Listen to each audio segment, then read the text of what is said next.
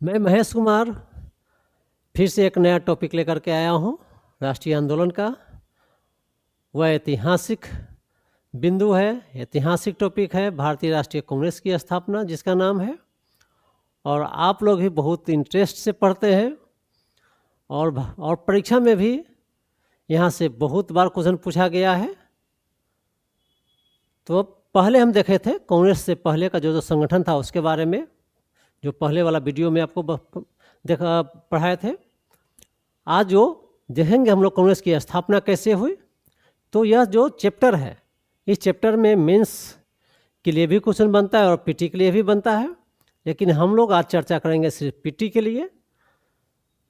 जो कांग्रेस की जो स्थापना होती है, भारतीय राष्ट्रीय कांग्रेस की जो स्थापना होती है, किसी एक दिन के प्रयास से नहीं होती है, बल्कि भारत में 19वीं शताब्दी के मध्य के बाद जो राजनीतिक परिस्थितियाँ बनती है, चाहे सामाजिक क्षेत्रों में हो, आर्थिक क्षेत्रों में हो या राजनीतिक क्षेत्रों में हो, तो उन सभी जो परिस्थितियां हैं उसी का उपज आपका है भारतीय राष्ट्रीय कांग्रेस की स्थापना। और सबसे बड़ी बात है कि ब्रिटिश सरकार ने जिस तरह से अंग्रेजी को शिक्षा का माध्यम बनाया, प्रशासन की माध्यम बनाया, उसने एक नया वर्ग, मध्य वर्ग का जन्म उस माध्यम से, अंग्रेजी शिक्षा के माध्यम से एक नया जो मध्य वर्ग का उदय होता है, उस मध्य वर्ग ने भारतीय राष्ट्रीय कांग्रेस की स्थापना में महत्वपूर्ण भूमिका निभाया। साथ ही साथ इसी मध्य वर्ग के नेतृत्व में आगे चल कर के भारतीय राष्ट्रीय कांग्रेस के नेतृत्व में इस संगठन के द्वारा राष्ट्रीय आंदोलन चलाया जाता है और आगे चल कर के 15 अगस्त 1947 को भारत आज़ाद भी होता है। तो इस तरह से भारतीय राष्ट्रीय कांग्रेस की स्थापना के मिथक के बारे में देखें और जो परिस्थितियाँ थी उस पर डिस्कशन हम लोग मेंस वाला टॉपिक में करेंगे। तो देखते हैं कि भारतीय राष्ट्रीय कांग्रेस की जो स्थापना हुई उसके आरंभिक समय में क्या क्या, किस तरह से परिस्थितियां बनी, किस तरह से उसका स्थापना हुआ, किन व्यक्तियों का योगदान था, किन व्यक्तियों ने भाग लिया, इसके संबंध में देखते हैं। भारतीय राष्ट्रीय कांग्रेस, तो आज आप पढ़ेंगे भारतीय राष्ट्रीय कांग्रेस।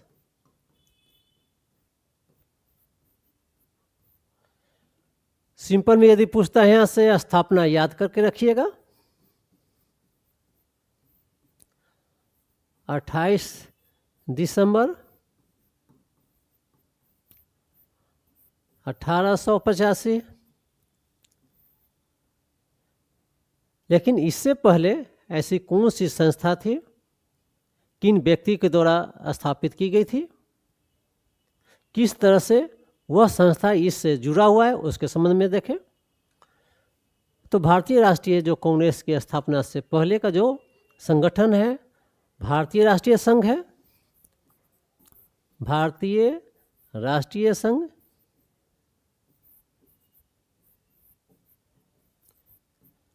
स्थापना 1884 में की गई थी। संस्थापक थे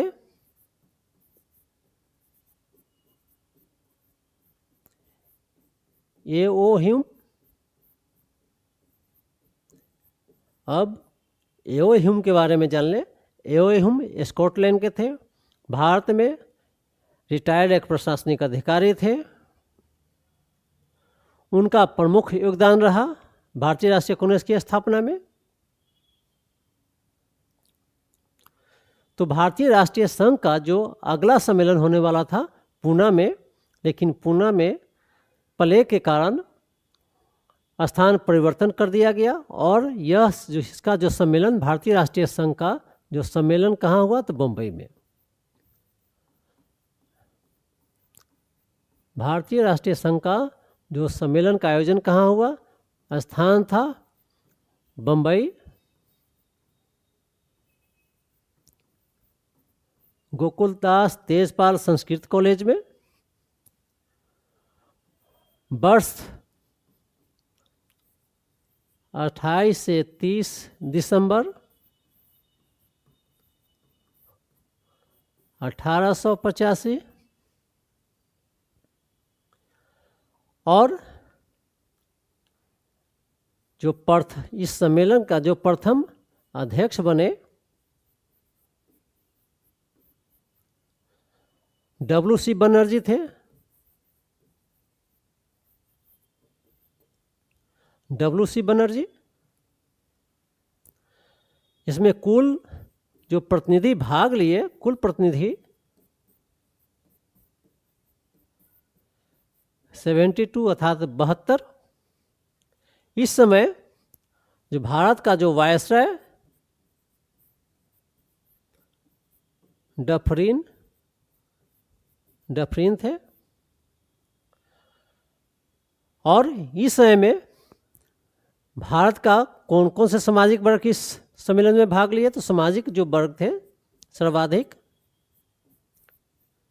सोशल जो क्लास थे, सामाजिक वर्ग, उसमें सबसे अधिक वकील, लॉयर, पत्रकार, तीसरा व्यापारी। तो इस तरह से हम लोग देखें कि प्रथम अध्यक्ष कौन थे? WC बनर्जी। कुल प्रतिनिधि कितना भाग लिया? तो 72, 72। उस समय वायसराय कौन था? डफरीन। और जो कौन सोशल क्लास के लोग शामिल हुए? तो वकील, सबसे अधिक वकील थे, पत्रकार थे और व्यापारी थे। और जो संस्थापक कहा जाता है A.O. ह्यूम थे।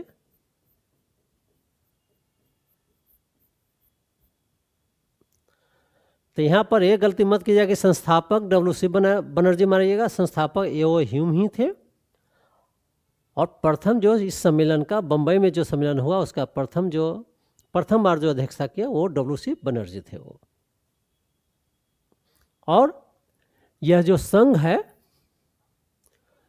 इस संघ का संघ शब्द दादा भाई नौरोजी के सलाह पर हटा दिया गया और इसके जगह पर कांग्रेस शब्द को जोड़ दिया गया।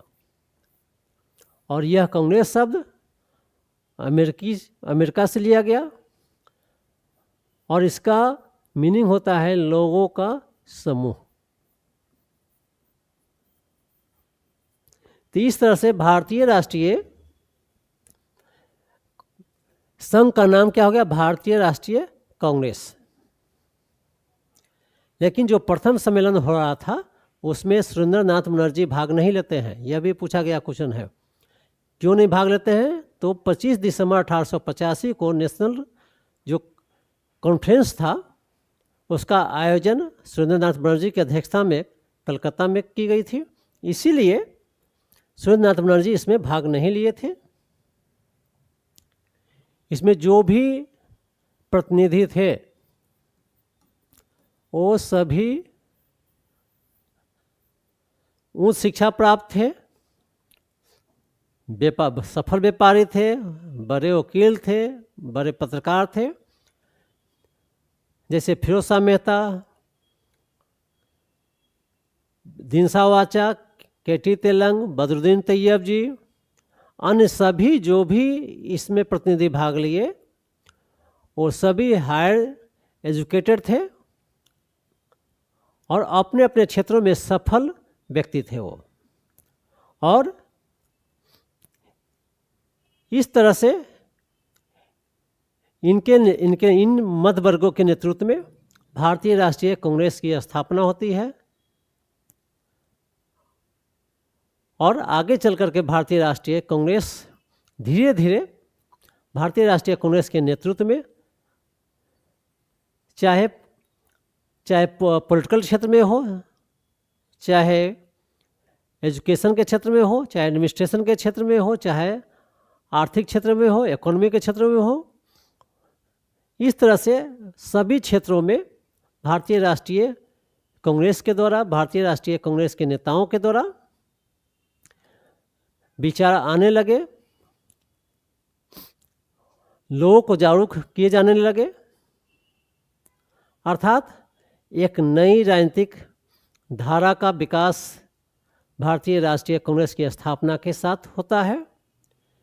एक नई राजनीतिक आंदोलन की स्थापना भारतीय राष्ट्रीय कांग्रेस की स्थापना के साथ होता है। तो आरंभ का जो सम्मेलन है उसको देखें हम लोग, मैप के साथ देखें हम लोग। तो पहला सम्मेलन देखें हम लोग बंबई में,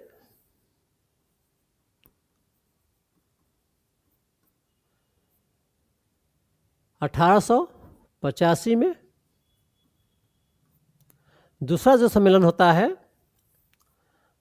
कलकत्ता में, बंगाल में।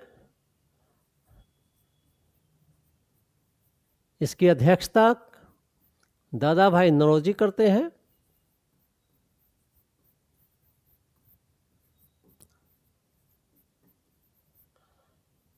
(1886) में। तीसरा जो सम्मेलन होता है मद्रास में, वर्ष था 1887। अध्यक्षता किए बदरुद्दीन तैयब जी।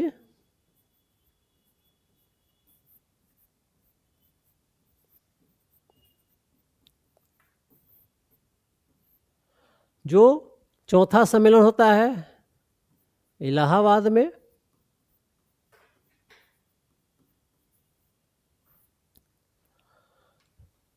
और इसकी अध्यक्षता जॉर्ज यूले करते हैं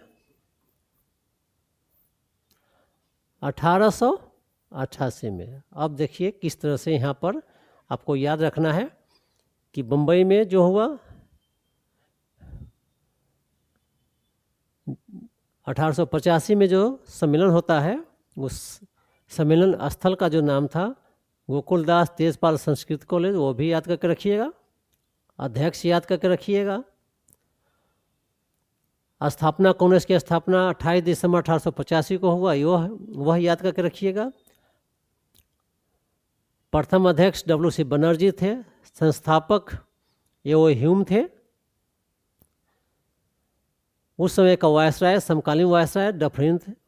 ये सब बिंदु याद करके रखिएगा। दूसरा अधिवेशन कलकत्ता में हुआ था। कलकत्ता में दादा भाई नौरोजी अध्यक्षता किए थे। पहला सम्मेलन में 72 प्रतिनिधि भाग लिए और सेकेंड में 450, 450। यह भी पूछता है। तीसरा सम्मेलन मद्रास में हुआ। आप जानते हैं कि ब्रिटिश काल में 3 प्रमुख प्रेसिडेंसियाँ थी, बम्बई, बंगाल और मद्रास। मद्रास में जो सम्मेलन 1887 में हुआ, 1887 में हुआ। अध्यक्षता बदरुद्दीन तैयब जी किए थे। और यहाँ से पूछता है कि बदरुद्दीन तैयब जी प्रथम मुस्लिम अध्यक्ष बने भारतीय राष्ट्रीय कांग्रेस का, यह भी पूछता है आपसे है। चौथा सम्मेलन हुआ था इलाहाबाद में। यह भी पूछता है कि प्रथम यूरोपीय कौन व्यक्ति है कि जिसने अध्यक्षता किया, तो जॉर्ज यूले थे। कहाँ पर किए? इलाहाबाद में किए वो।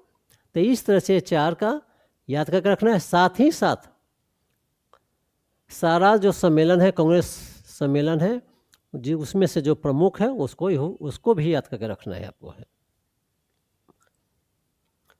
अब देखते हैं कि कांग्रेस तथा ब्रिटिश सरकार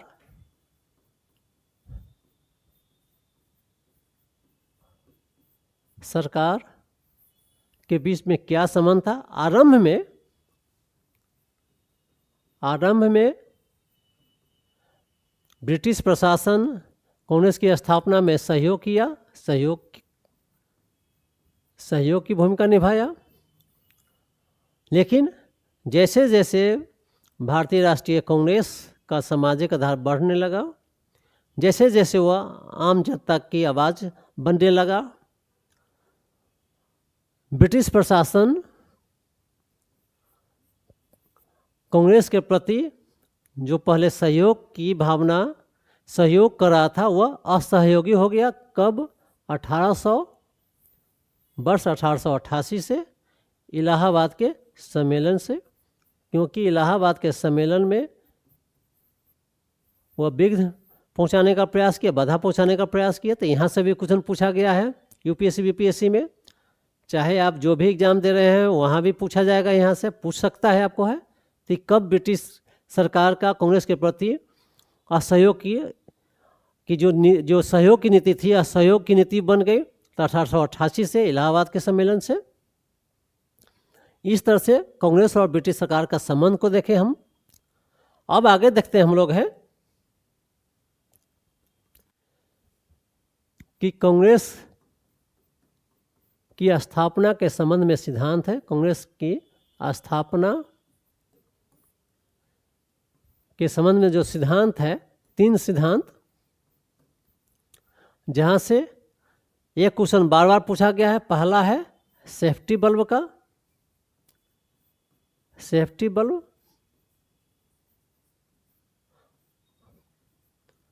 सेफ्टी बल्ब का, सेफ्टी बल्ब का सिद्धांत लाला लाजपत राय ने दिया था।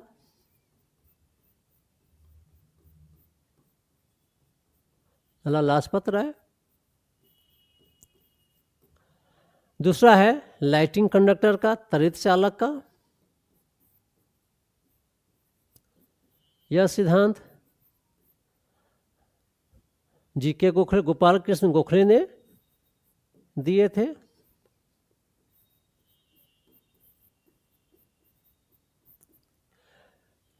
तीसरा सिद्धांत है षड्यंत्र सिद्धांत।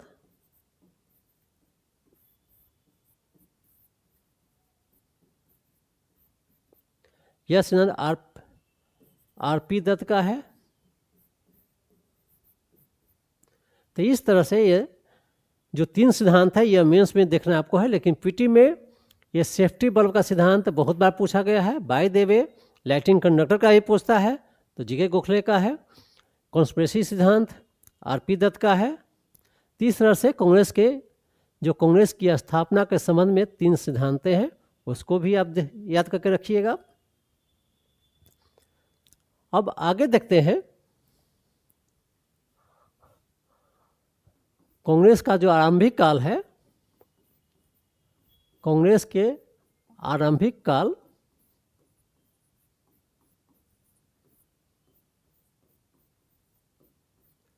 जिसको हम लोग बांट के देखते हैं 1885 से 1905 की अवधि को जो नाम दिया गया है उदारवादी, उदारवादी या नरमपंथी।